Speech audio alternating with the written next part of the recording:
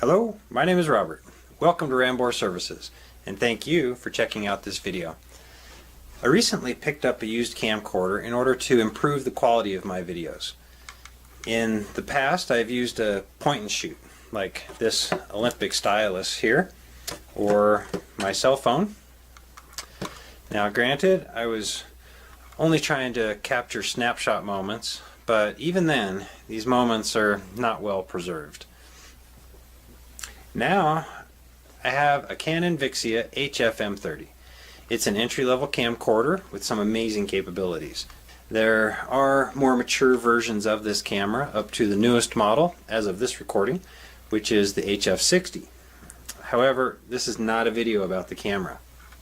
This is about a question that I've had.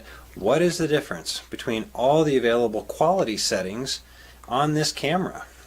And which one should I use?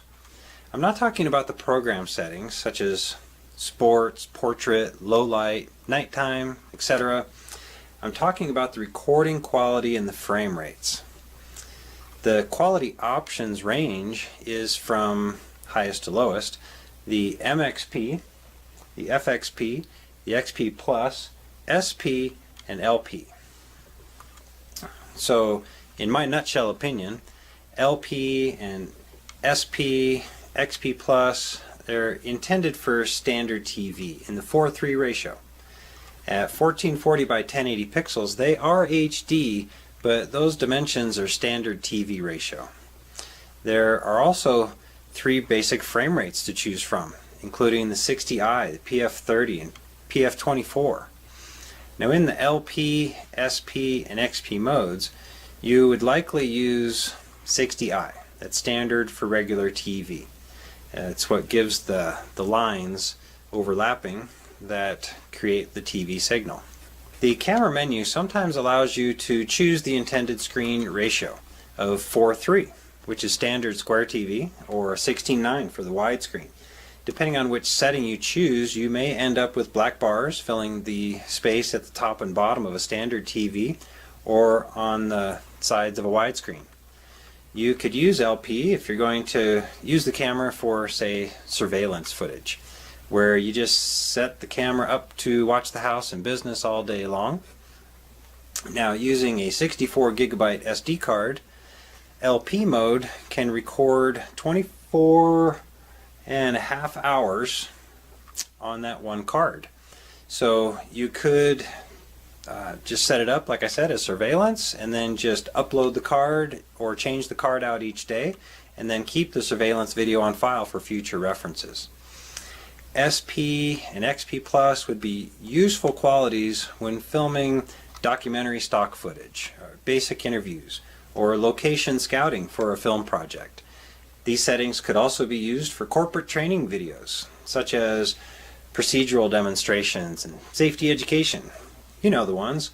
You're sitting in the back room for hours learning how to properly use a box cutter while everybody else is doing real work. Now let's talk about the settings that are the reason for choosing an HD camera in the first place. Filming in widescreen, 6:9 aspect ratio for DVD burning, online viewing, or downloadable content. This is why you want a better camera, and this is where the FXP and MXP comes in. Widescreen, HD recording. Now let's put FXP and MXP in a nutshell. Then I'll show you how I determined what settings I'll be using. The FXP records at 17 megabytes per second for DVD quality recording, which is usually plenty for online purposes.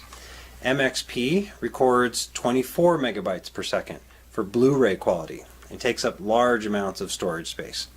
As you can see on the chart behind me, the differences in the memory storage and the settings drastically different from one setting to the next. Now, I can show you the method that I use to determine what settings I'll be using from now on, until specific needs arise, when I'll adjust accordingly. Making the right choice of settings is ultimately a matter of testing and writing down the results. I've put together the following sheet with some test parameters in order to ensure a fair look at the options which I chose to work with. So I took this paper and and it's the exact same information that's right here, but I actually took this paper and I hung it up on the wall and then used the parameters that I established here. I had determined that I wanted to do FXP quality. I wanted to have widescreen, DVD quality, online, downloadable content, and have indicated on here the camera that I'm testing, the settings that I'm using, the optional frame rates, 60i, PF30, PF24, and then the MXP, the PF24 only.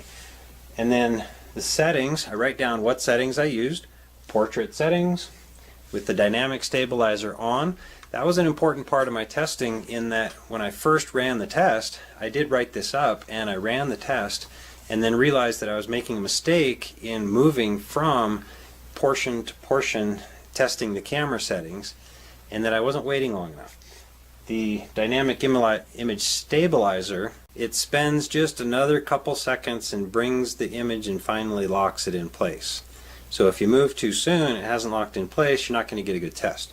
So I put in here that it requires a pause to settle. So during my test, I made sure I paused, wait, and then move on to the next parameter. The zoom has 15 times optical zoom, 60 times digital zoom. Those are the zoom settings that I used. The camera has the ability to do a 300 times zoom. I didn't want to use that because really at that point you start losing quality, and it just didn't help with the settings I was trying to figure out. Write down my lighting, indoor light with natural window light and the interior lighting, and then a tripod mount so that the camera was in identical position, making identical moves throughout the test parameters, so that there wasn't anything about me either being in a different spot or moving in a different way that would affect the test. So I started with the camera right on the paper, so reading this right here, and then panning horizontal lines. So in the panning, horizontal lines and vertical lines, that helps you to see what happens when something is moving up and down on the screen or side to side on the screen. And the zoom, I zoomed into the rock wall, which is right behind me here, and what I wanted to get was the details in the mortar. How well could I see the pebbles? And I actually had a little bit of assistance on that.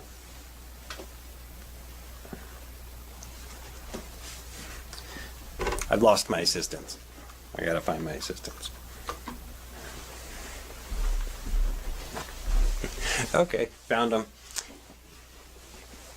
You know how these guys like to go out and adventure about. This is Gandalf and this is Pippin. This is Pippin the Penguin. That's what the nickname that we gave him. A little clay character that my kids made.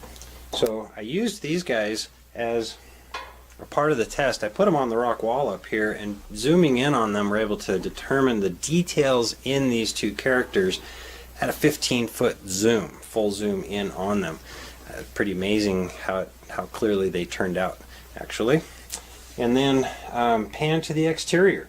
So going to the exterior, there were specific distances. I went further and further as I went, starting with a brick wall across the street, and then there's a juniper bush past that, so 100 feet to the brick wall, 150 feet to the juniper bush, where you could actually see the little berries, and you couldn't see the berries up close. I think I did that, but you could see that there were lots of little berries on the bush. Then some tree branches, some leaves, and then in the far distance we've got mountains that, as the crow flies, are about 3.5 miles away.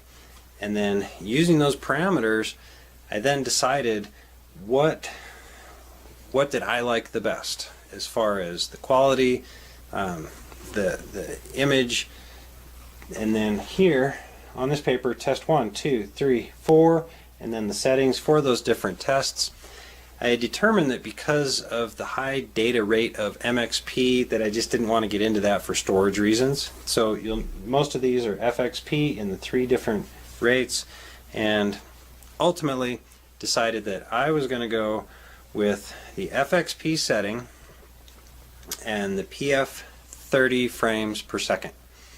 And that gives me what you're seeing right now. That's what I'm going to use for the rest of my videos. And if there's anything that comes up that causes me to need a different setting, either I don't have enough storage on my card, so I'm going to drop the settings down. Typically I'm more in a stock footage scenario, or just gathering some general video footage and not doing a production type video like the one that you see here. So that's how I came across that, and I do recommend that when you're testing, deciding what you want to do, that you write it down. This was the third time I had written this paper, because the first time I did the test and realized I needed more detail. Finally got to this point. I know what I want to do, and that's my procedure. That's how I came up with my opinion, and I'll leave that with you. And thank you again. I'm Robert with Rambor Services. Thanks for watching.